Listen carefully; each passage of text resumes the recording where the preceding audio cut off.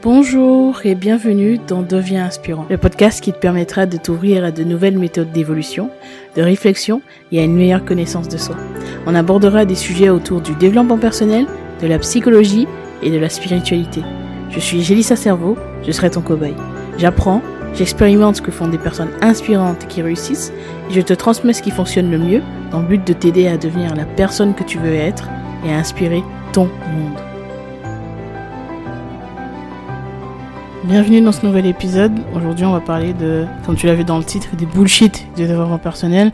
Alors, on va pas tout voir aujourd'hui. Je vais pas aborder tous les sujets qui m'agacent, mais je vais en aborder les principaux en tout cas. Je vais aborder les principaux sujets qui me saoulent, qui m'énervent. C'est notamment un sujet en particulier que je trouve complètement absurde, donc écoute jusqu'au bout.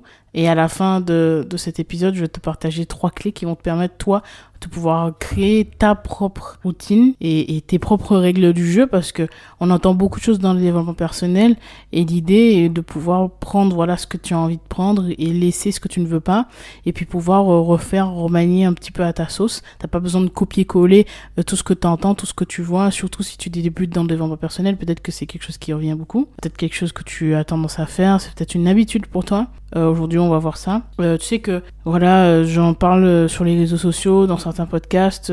Pour moi, c'est complètement absurde de vouloir attendre des gens et surtout véhiculer un message comme quoi il faut être parfait. Tu le sais, forcément, si tu m'écoutes, que pour moi, c'est complètement absurde et que c'est même contre-productif. C'est malsain, je pense. Donc déjà, on va parler d'une première chose qui m'exaspère.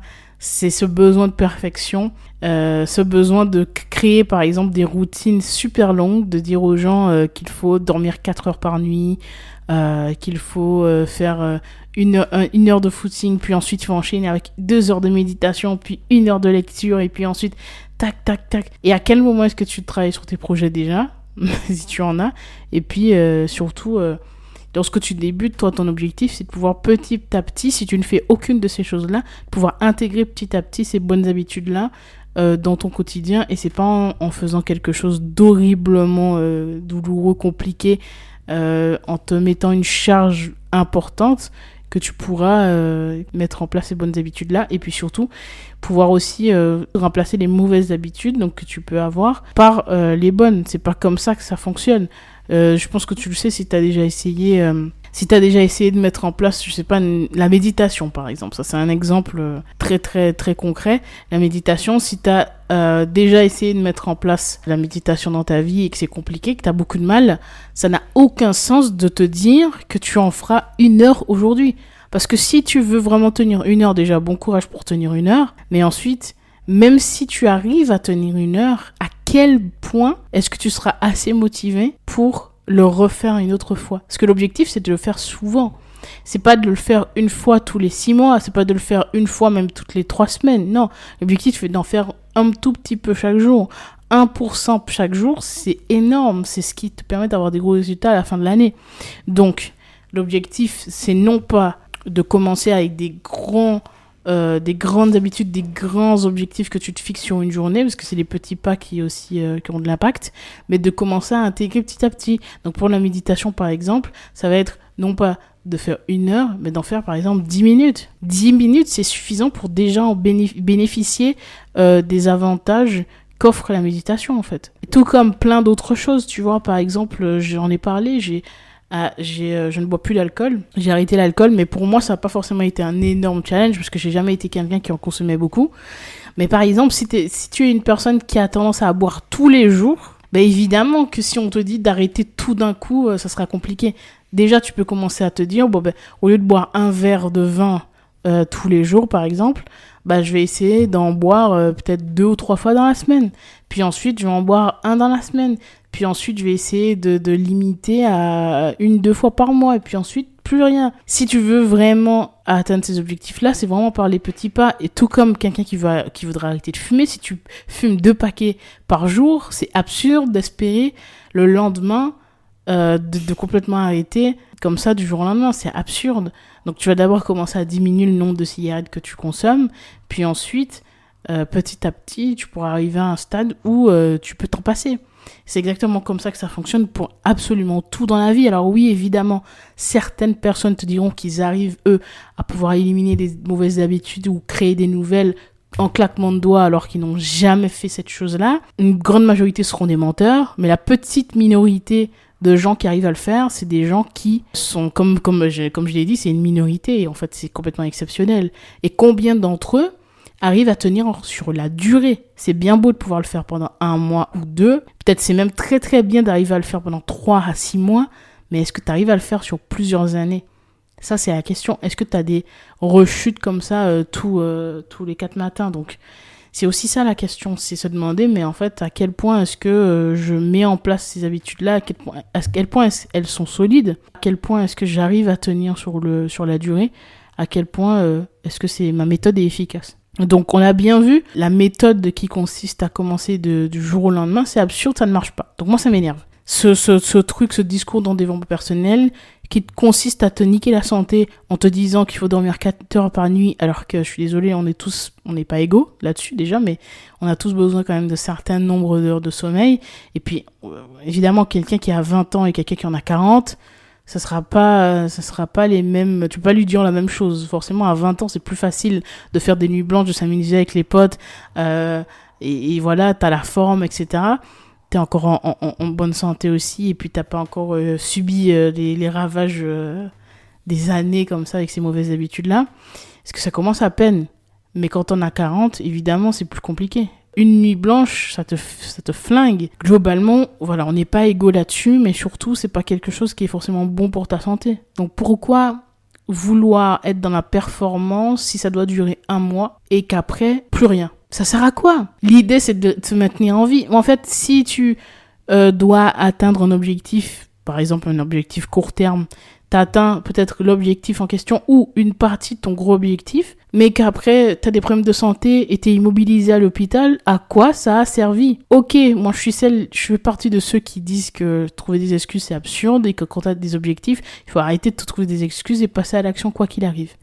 Par contre, négliger sa santé pour un job, pour un objectif, pour quoi que ce soit dans ta vie, ça n'a aucun sens. Toutes les personnes qui ont eu des problèmes de santé, moi y compris, je peux te le dire, je peux te l'affirmer, quand ça commence à te tomber dessus, quand tu te retrouves à l'hôpital, quand tu te retrouves chez le médecin régulièrement, quand tu te retrouves à être mal, au plus bas, je peux te l'assurer, tu penses pas à tout ça.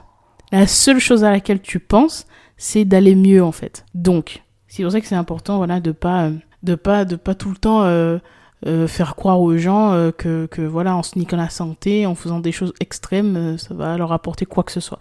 Évidemment que tes objectifs, tu vas sans doute les atteindre. Hein. Si tu dors 4 heures par nuit et que tout le reste du temps, tu fais que travailler, évidemment que des objectifs, tu les atteindras. Évidemment qu'il y a des choses que tu deviendras meilleur. Évidemment que tu deviendras peut-être même expert dans ton domaine. Peut-être. Mais après, si tu te revois à l'hôpital, ça aura servi à que dalle. À rien du tout. Parce que souvent, les gens, ils aiment bien prendre un exemple, par exemple, des entrepreneurs dans l'entrepreneuriat, des entrepreneurs à succès qui vont très très loin, pour citer par exemple Elon Musk, mais les gens oublient que entre ce qui est dit sur Internet et la réalité, il y a souvent une énorme différence, une énorme distance. Et même Elon Musk prend des vacances, lui aussi, il a une famille, et donc oui, il a des objectifs qui sont très hauts, mais déjà, on n'a pas tous pour objectif de créer des boîtes au même niveau qu'Elon Musk, déjà, ça c'est une première chose, mais surtout, on ne sait pas en fait qu'est-ce qui se passe dans les faits, et on ne sait pas non plus quel est son état de santé, quel est son état de forme, et combien de temps il pourra faire tout ça. Il y a beaucoup de personnes qui te disent, voilà, moi je vais travailler comme ça, 12 heures par jour, etc. Peut-être, mais combien de temps? Ça c'est la vraie question à se demander. Combien de temps? Combien de temps est-ce que cette personne pourra faire ça? Si c'est quelqu'un qui a la vingtaine et qui te dit ça, ok. Mais combien de temps? Et là, tu peux interroger des entrepreneurs qui, eux, ont atteint cette limite et ont atteint justement ce point de non-retour. Tu verras, il y a des personnes qui pourront te le dire. Dans le sport, si les sportifs de haut niveau, les plus doués dans leur domaine ont justement des coachs, prennent soin de leur santé, prennent soin de toutes ces choses autour de leur activité, c'est bien parce qu'ils savent que se maintenir en bonne santé, c'est primordial. Les coachs aussi ont des coachs. Enfin voilà, s'il y a tout ça qui est mis en place, c'est parce qu'on veut durer, en fait. C'est parce qu'on veut se sentir bien, se sentir épanoui. Donc, si dans ta tête ça va pas, ben il y a un burn-out qui peut arriver, une dépression. Si dans ton corps ça va pas, certains problèmes de santé physique, ça peut aller très très vite en fait. Donc, faut vraiment prendre en compte tout ça. Donc, c'est vraiment quelque chose que je voulais dire. L'autre chose aussi, c'est qu'il faut pas oublier que ça te crée de la culpabilité, parce que toi, lorsque tu vois ça, lorsque tu vois ces personnes sur Internet qui te vendent du rêve, qui te disent qui dorment 4 heures par nuit, qui travaillent pendant 12 heures par jour, tu te dis mais moi je suis une merde. Tu te dis mais je suis une merde.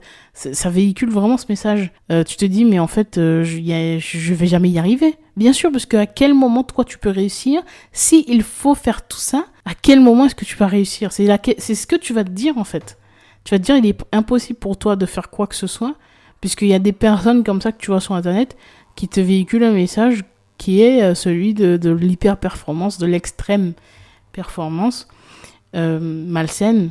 Donc forcément ça te met une pression.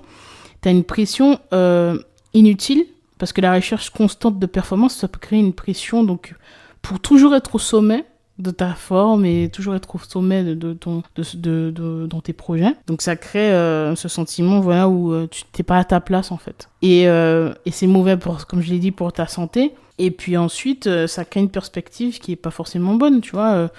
Ça peut te faire oublier l'essentiel en fait, qui est que le développement personnel consiste aussi à s'accepter avec ses imperfections et vivre une vie épanouissante. Alors évidemment, je le précise, je suis pas en train de te vendre l'autre phase du développement personnel, bisounours, qui consiste à dire non mais on est parfait, il faut rien changer. Non, c'est pas ça, c'est faux, je suis pas du tout de cette école. Je pense qu'effectivement il faut se bouger quand on veut des choses. Donc voilà, si aujourd'hui t'es pas bon dans quelque chose, il faut pouvoir te dire que t'es pas bon et donc aller chercher les actions, mettre en place les actions qui te permettront d'être bon. Il faut se dire la vérité, mais à la base du développement personnel, c'est aussi qui a pour but en tout cas de t'aider à t'accepter et voilà, tout simplement de pouvoir t'aimer. La confiance en soi, l'amour de soi, l'estime de soi, ça passe par ça. Et en fait, en culpabilisant, c'est pas comme ça que tu vas réussir à t'aimer. En te sentant comme une grosse merde, c'est pas comme ça que tu vas réussir à progresser dans quoi que ce soit. Donc, c'est complètement absurde. Ça crée une pression, du perfectionnisme qui te fait en plus procrastiner, parce que ça fait l'effet inverse finalement. Parce que tu finis par procrastiner parce que tu te dis que c'est jamais assez bon et au final, tu ne fais rien. Donc, t'es au point zéro. T'es à la case départ. Donc, au lieu d'avoir mis plusieurs pas en avant, au lieu d'avoir mis un pied après l'autre, petit à petit, pour construire quelque chose au bout d'un certain temps, là où tu aurais pu être à un certain niveau, à un certain stade dans ton projet ou dans ton évolution personnelle, au final, tu te retrouves au point zéro. Parce que contrairement à ce que ces personnes attendent de toi, ta frustration crée du perfectionnisme. Et le perfectionnisme crée de la procrastination.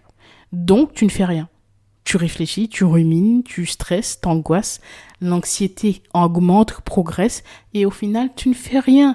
Tu ne passes pas à l'action, il n'y a rien qui se passe. Donc, tu reviens encore dans ce cycle où tu te dis, putain, je suis une merde, parce que là, j'ai toujours pas mis en place des choses. Oh mon Dieu, mais cette personne, elle a déjà atteint ça, elle a déjà fait ça, il a déjà fait ça. Eux, ils avancent, et puis ensuite, autour de toi, tu vois des personnes de ton entourage qui, eux aussi, évoluent, parce que eux, ils ont mis en place des petites actions. Et finalement, il n'y a que frustration, angoisse et dévalorisation. Tu te retrouves seul face à toi-même. Petite pause juste pour te rappeler que si tu apprécies ce podcast, tu peux même mettre 5 étoiles sur Apple Podcast ou sur Spotify. Ça permettra à d'autres personnes de le découvrir. Je te remercie d'avance. Et il n'y a rien qui fonctionne. Et peut-être tu rejettes tes développements personnels, tu rejettes tout ça, tu rejettes tes projets, tu te rejettes toi-même. Et tu finis par te dire, par dépit, que la seule chose que tu peux obtenir dans ta vie, la seule chose qui t'est destinée est une vie médiocre. Donc, ça n'a aucun sens de suivre ce chemin-là. Et peut-être certains vous pourront se dire, non, mais moi, ça marche très bien pour moi. Ça marche très bien pour moi de faire des choses comme ça, de poursuivre cette quête-là, cette frustration, ça m'aide, c'est un moteur. Alors, super si c'est le cas. Mais pour la grande majorité des gens, je suis convaincue que c'est faux. Ça crée des gens frustrés qui se sentent mal. Et peut-être même ces personnes-là vont dépenser de l'argent dans des formations de personnes qui leur véhiculent ces valeurs-là. Ils vont acheter cette formation, mais ils vont pas passer à l'action. Et donc, ils auront non seulement une dévalorisation, moins d'argent, moins de confiance en eux, moins de tout en fait, tout simplement. Donc c'est pour ça que c'est important. Donc l'autre chose aussi que je voulais aborder, sans transition, nous allons directement aller à ce point, c'est le mythe du bisounours dans le développement personnel. En fait, le développement personnel est souvent mal interprété comme une quête vers un monde de bisounours. Et ça, c'est un truc qui m'énerve aussi, où on doit être soumis, d'accord, et ne jamais répliquer face aux attaques extérieures des autres. C'est une idée absurde qui ne tient pas compte de la réalité humaine, des émotions qui nous habitent, parce qu'on reste des humains, c'est pas parce que tu fais du développement personnel ou que tu crées. Et là, je m'adresse surtout peut-être aux personnes qui vont créer du contenu de développement personnel ou qui vont beaucoup en parler peut-être à leur entourage, etc., qui vont vraiment être dans cette démarche. En l'occurrence, je crée du contenu, donc je vais pouvoir vous raconter des petites choses par rapport à ça, une petite anecdote. Et donc voilà, donc cette idée que tu dois tout le temps être parfait, que tu dois tout le temps sourire, que tu dois tendre l'autre joue, mais je ne suis pas Jésus, donc n'attendez pas de moi que je tende l'autre joue, ça n'arrivera pas. Les créateurs de contenu, tout comme n'importe quel individu, ne peuvent pas se déconnecter de leur humanité, sous prétexte qu'ils se tournent vers une voie spirituelle ou de croissance personnelle. Ça n'a aucun sens. Sous prétexte que tu crées ce contenu-là et que tu essaies d'être une meilleure personne, tu dois être soumis, être un tapis, et dire amen à tout. Et quand les gens te manquent de respect, bien en plus, tu dois systématiquement leur tendre les bras. Et non, c'est absurde. Et je vais t'expliquer pourquoi je trouve ça absurde et quel est mon point de vue là-dessus. Un créateur de contenu guidé par cette recherche justement de sérénité, d'admiration de soi, c'est pas un robot. Cette quête ne te rend pas immunisé, en tout cas face aux commentaires désobligeants, aux critiques puériles, aux critiques non constructives justement, et aux attaques injustifiées. Attendre de lui qu'il ne réagisse jamais, qu'il tende l'autre joue à chaque provocation, serait complètement déraisonnable. Ces créateurs ne sont pas des entités divines, il faut le rappeler, insensibles et inaltérables. Ils sont tout aussi humains que leurs auditeurs, que leurs spectateurs, que leurs abonnés. Ils ressentent des émotions, qu'elles soient positives ou négatives. La différence réside dans leur volonté de s'améliorer, de cultiver leur sagesse et de partager leur parcours avec les autres. L'idée même de justement à titre personnel de ce que je crée, c'est aussi de pouvoir transmettre à travers ce que je vis. Mais dans plusieurs podcasts, et je pense que tu l'as vu si tu écoutes, si tu es un auditeur assidu, t'as pu le remarquer, je parle aussi de choses qui vont être moins glorieuses, de choses dont je suis pas forcément hyper fière, de peut-être de certains points négatifs, si on peut dire ça comme ça, de certains de mes défauts, si on peut dire ça comme ça, de choses que je fais moins bien. J'hésite pas à en parler, j'hésite pas à partager ça, j'hésite pas à partager les points de struggle, des points de difficulté, les challenges comme ça, et les moments où je pense avoir fait des erreurs, parce que se remettre en question, c'est indispensable, et je pense que c'est justement ce qui te permet d'avancer. Par contre, je pense quand même qu'il est tout à fait cohérent et essentiel même pour une personne engagée dans une démarche spirituelle de savoir s'affirmer et de ne pas se laisser écraser par les opinions hostiles. Le développement personnel n'est pas synonyme de passivité béate, mais plutôt une affirmation de soi éclairée par sa sagesse, sa foi, etc. Imaginons le développement personnel comme une excursion en montagne.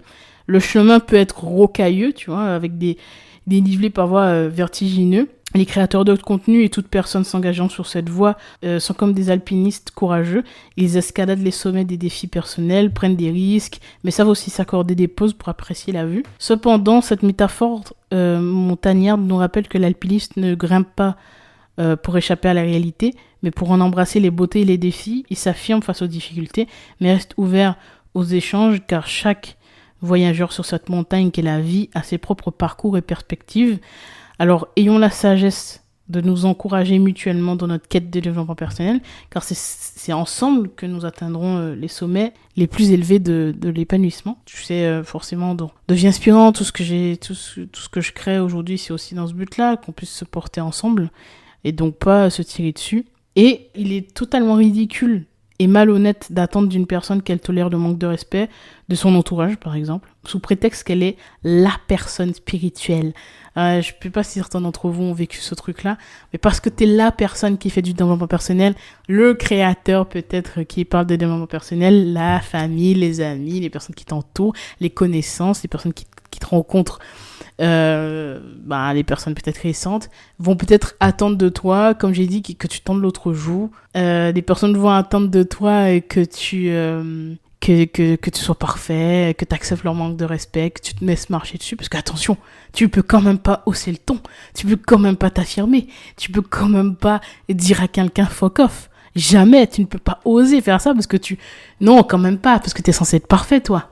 Si tu parles de développement personnel, t'es censé être parfait. Bullshit. Comme je disais, c'est complètement ridicule et malhonnête. Cette idée est non seulement injuste, mais vraiment profondément injuste, mais elle déforme complètement le concept de la spiritualité. La spiritualité n'est pas synonyme de soumission aveugle ou de passivité face au mauvais traitement.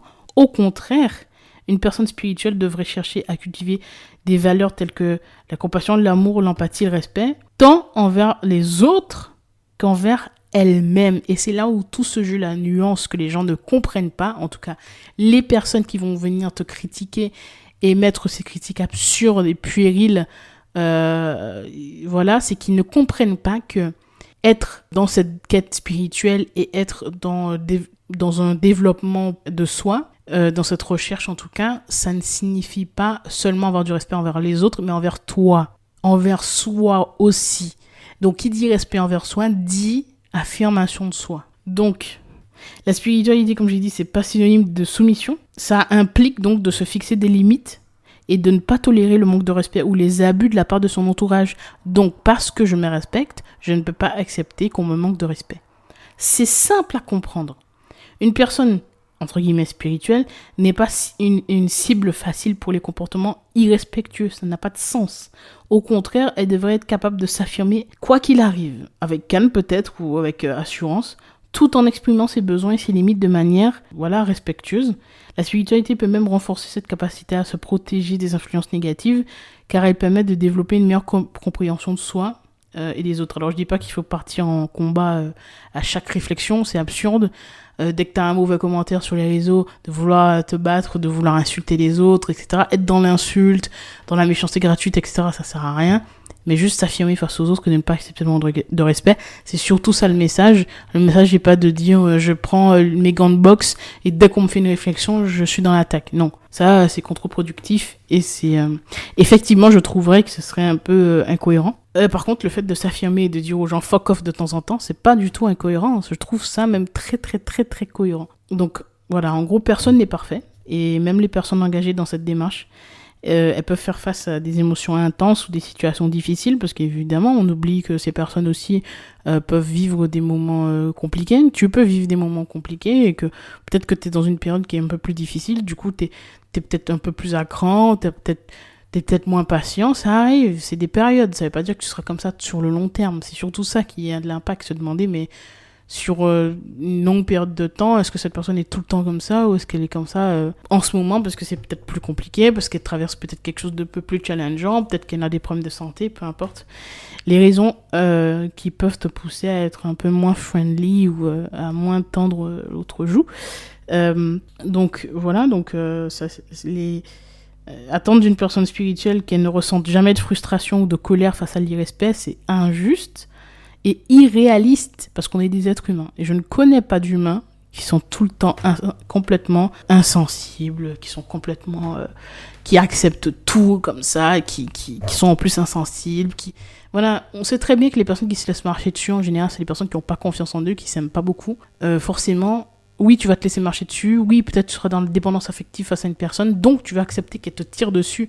Mais non, quand tu t'aimes, quand tu es dans cette démarche justement spirituelle et de développement personnel, c'est aussi pour être en capacité de pouvoir dire stop, de pouvoir poser des limites et dire aux gens back off. De dire aux gens de te foutre la paix en fait. Et de te laisser tranquille, de manière ferme, sans forcément être dans l'insulte, mais de manière ferme. Il n'y a aucun mal à ça. Donc, en conclusion, c'est essentiel de rejeter cette notion-là ridicule-là. Et donc, si tu fais partie de ces personnes qui ont cette attente envers les créateurs que tu peux écouter ou envers les personnes qui t'entourent, mets cette idée de côté parce que c'est ridicule et malhonnête. Donc d'attendre que cette personne devrait accepter le manque de respect. La spiritualité nous appelle à être authentique et à nous respecter mutuellement et à cultiver des relations empreintes de bienveillance, de compréhension, de respect réciproque. Alors, c'est pas parce que tu m'as manqué de respect que je vais vouloir te manquer de respect.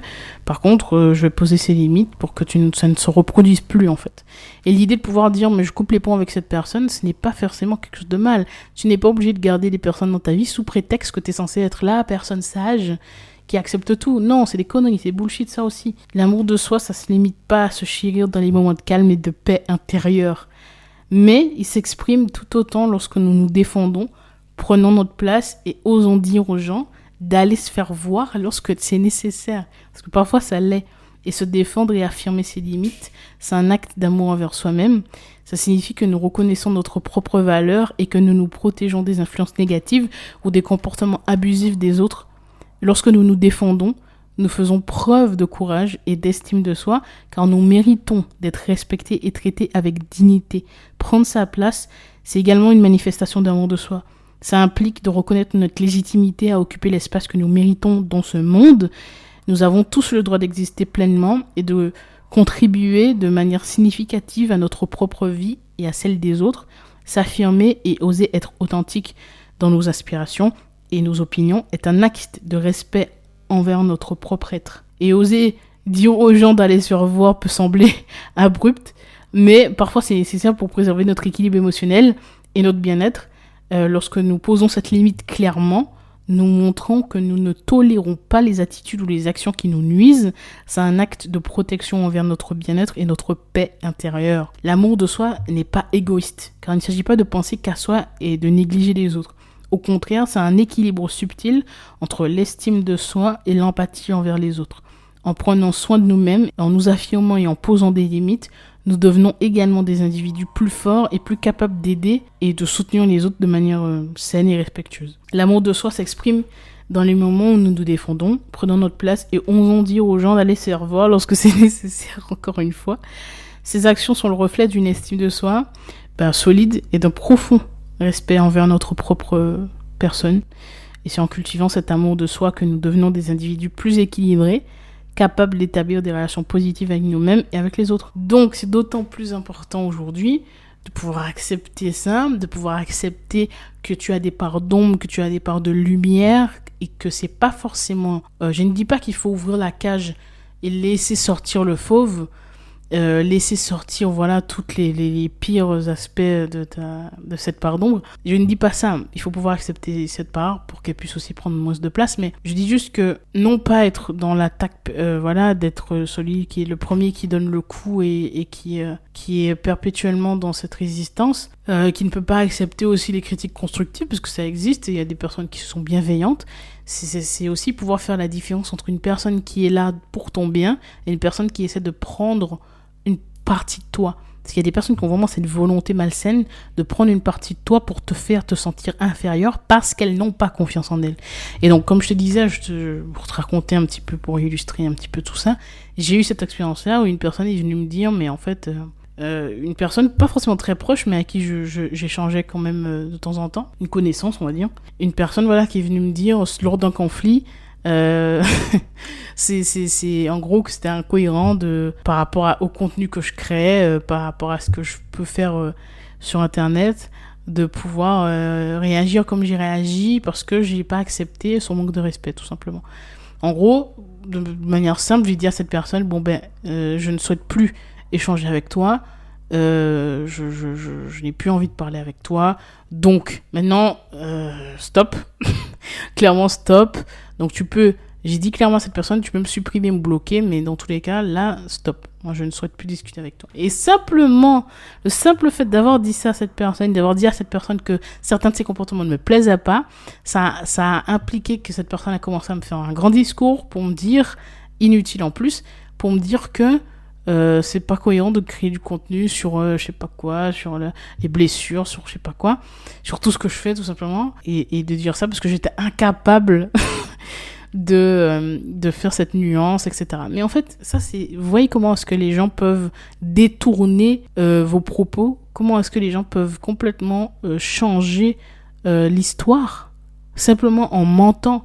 Donc le simple fait de dire à une personne back off, ça pousse cette personne qui jusqu'à avant le conflit, cette personne vous appréciait, hein, bizarrement là, cette personne n'avait aucun mal à vous demander des conseils sur sa vie privée et à vous confier les choses les plus intimes.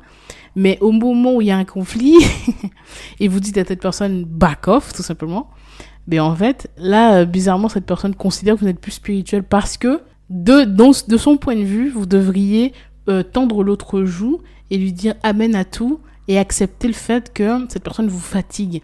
Vous n'avez pas, et je le répète, tu n'as pas à accepter des personnes pénibles, les personnes qui te fatiguent, les personnes qui te prennent de l'énergie, les personnes... Parce qu'en fait, on parle peut-être... J'ai mis un peu l'accent sur les personnes qui vont vraiment être virulentes et mauvaises, qui vont vraiment essayer de te causer du tort. Mais même les personnes qui sont juste... qui te prennent beaucoup d'énergie, tu peux réduire en fait. Réduire les échanges avec cette personne et ne pas accepter. C'est pas parce que t'es quelqu'un, entre guillemets, spirituel, comme les gens aiment bien dire, que tu dois accepter de prendre toutes les charges du monde. Et je l'ai fait pendant des années, je l'ai fait pendant très longtemps, d'accepter, voilà, ces personnes qui viennent, voilà, avec tous leurs problèmes, tout leur passif, toutes leurs mauvaises vibes, qui te prennent de l'énergie, qui t'en prennent. Et quand toi, t'en as plus, t'es vidé de ton énergie, eux, ils se sentent avec beaucoup d'énergie après avoir parlé avec toi. Et toi, tu te sens au plus mal. Ce sont des vampires énergétiques.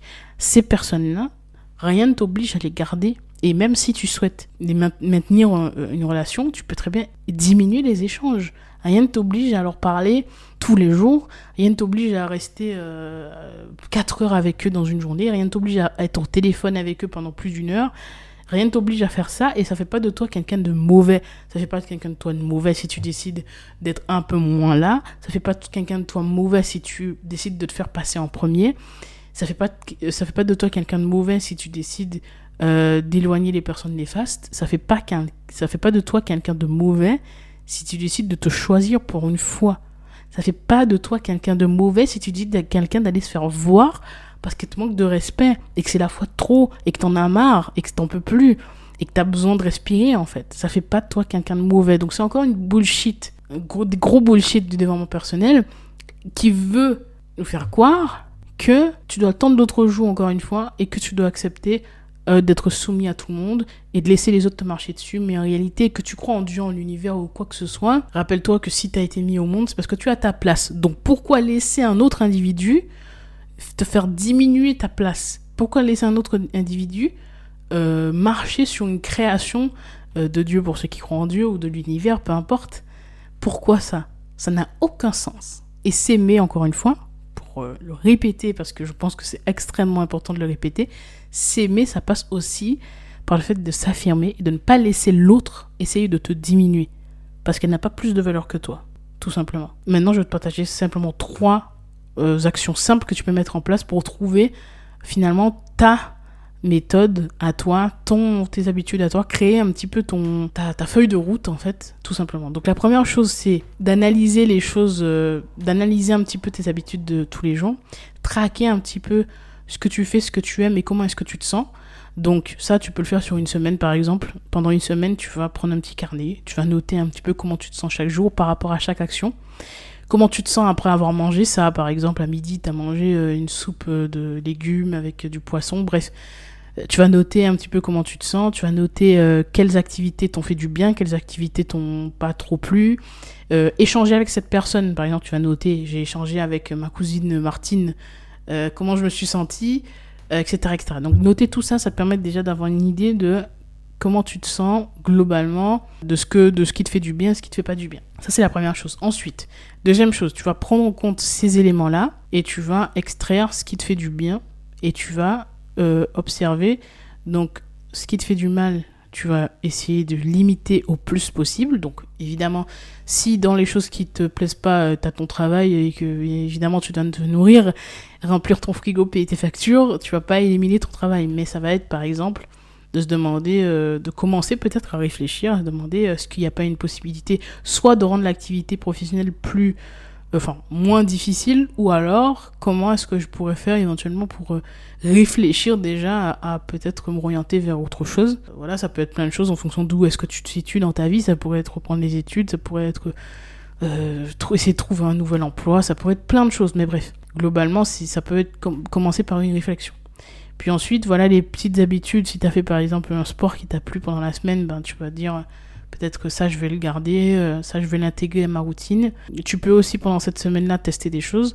Donc la deuxième étape, ça va vraiment être d'écrire toutes les choses que tu veux intégrer, toutes les choses que tu vas supprimer. Par exemple, en une semaine tu en sais quand même, en un mois tu en sauras un peu plus, mais en une semaine déjà tu auras une petite idée des choses que tu peux déjà garder. Par exemple, tu vas te dire, quand je mange à telle heure, ça me fait un petit coup de barre, ça me fait pas forcément du bien. Quand je mange peut-être cette quantité de glucides, je me sens un peu moins bien, du coup là je vais peut-être réduire. Quand je bois de l'alcool à cette heure-là ou ce jour-là, bah, tu vas noter en fait toutes les choses que tu peux ressentir, et donc dans cette deuxième étape, tu vas écrire toutes les choses qui t'ont fait du bien, toutes les choses qui t'ont pas fait du bien, et intégrer ça dans une nouvelle routine. Donc ça, c'est la deuxième étape.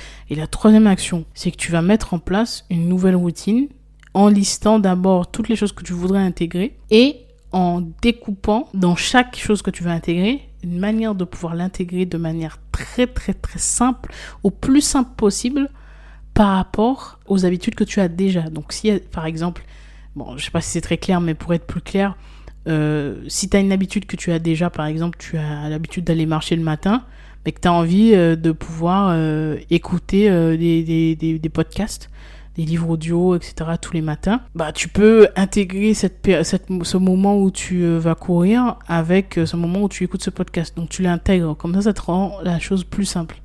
Ça peut être autre chose, ça peut être si tu as l'habitude, par exemple, t'as l'habitude de rentrer le soir après le travail à telle heure, tu as envie de pouvoir méditer, d'intégrer la méditation, bah, tu peux très bien te dire, sur la route, je me prépare à l'idée de pouvoir méditer. Quand j'arrive à la maison, avant de rentrer, je peux très bien méditer dans ma voiture. Une fois que tu es garé devant ta maison, si tu as la possibilité, tu peux très bien méditer dans ta voiture 10 minutes. Tu sais, si tu fais la même route tous les jours, tu es déjà un peu dans un état méditatif, parce que c'est vraiment une habitude, quoi. Tu prends tous les jours la même route, donc c'est vraiment des automatismes comme ça qui se créent. Bien sûr, il faut être vigilant sur la route. Mais en intégrant ça, ça sera beaucoup plus simple que si tu te dis, après avoir fait tout ça aujourd'hui, je vais poser 10 minutes de méditation. Non, là, tu te dis, ok, j'arrive à la maison, je me gare, je coupe le contact et je médite 10 minutes. Voilà, donc en fait, c'est un petit peu ça l'idée, pour pouvoir intégrer les nouvelles habitudes qui peuvent te faire du bien, pouvoir un petit peu te connaître un peu mieux et pouvoir voir ce qui marche pour toi. Sur la première étape, j'ai pas cité le sommeil, mais ça aussi, traquer le sommeil, c'est aussi très important. Savoir comment est-ce que tu as dormi chaque nuit et qu'est-ce qui a eu de l'impact. Est-ce que peut-être la veille tu avais bu et peut-être c'est ce qui a créé tes difficultés à t'endormir. Est-ce que tu avais mangé peut-être un repas très copieux? Est-ce que là tu as bien dormi? Est-ce que c'était peut-être le sport que tu as fait? Est-ce que c'est peut-être la méditation? Est-ce que c'est un moment privilégié avec une personne que tu aimes? Enfin, il faut noter un petit peu tout ça. Donc c'est vraiment très important, je répète, noter, traquer toutes les choses que tu fais et tes émotions durant une semaine. Deuxième étape, cibler, lister toutes les choses que tu as bien aimées, les choses que tu veux supprimer aussi, les choses que tu veux garder, et les bonnes habitudes, les petits détails comme ça qui sont importants. Et puis la troisième étape, comme j'ai dit, de pouvoir lister les habitudes que tu veux intégrer et les intégrer de manière très simple et vraiment petit à petit. Comme on l'a vu en début d'épisode, de pas vouloir intégrer 1 heure de footing ou 1 heure de méditation, vouloir commencer vraiment de manière légère. Et comme ça, tu pourras créer tes habitudes à toi, pas celles d'internet, vraiment des choses qui sont en lien avec ce que tu veux améliorer dans ta vie. Petit à petit, vraiment, il n'y a pas de petite victoire. Tous les pas que tu mets en avant sont des pas qui t'amèneront à être la personne que tu veux être. Donc, c'est vraiment très important de se rappeler de ça et se rappeler surtout que pendant que tu avances, ça peut te paraître petit, mais à la fin de l'année, tu verras, c'est énorme en fait, ce que ça t'apporte en termes de bénéfices. Et 1% chaque jour, c'est énorme. Donc, concentre-toi plutôt sur ça, sur les petits pas, parce que pendant que tu avanceras, ces personnes justement qui seront dans cette quête du perfectionnisme n'auront pas avancé. Donc tu auras pris de l'avance sur une bonne partie des personnes si par exemple tu as un projet quelconque que tu aimerais développer tout simplement. Donc voilà, donc j'espère que cet épisode t'a plu. Si c'est le cas, n'hésite pas à me mettre 5 étoiles sur Apple Podcast ou sur Spotify. C'est très important pour permettre à d'autres personnes de le découvrir.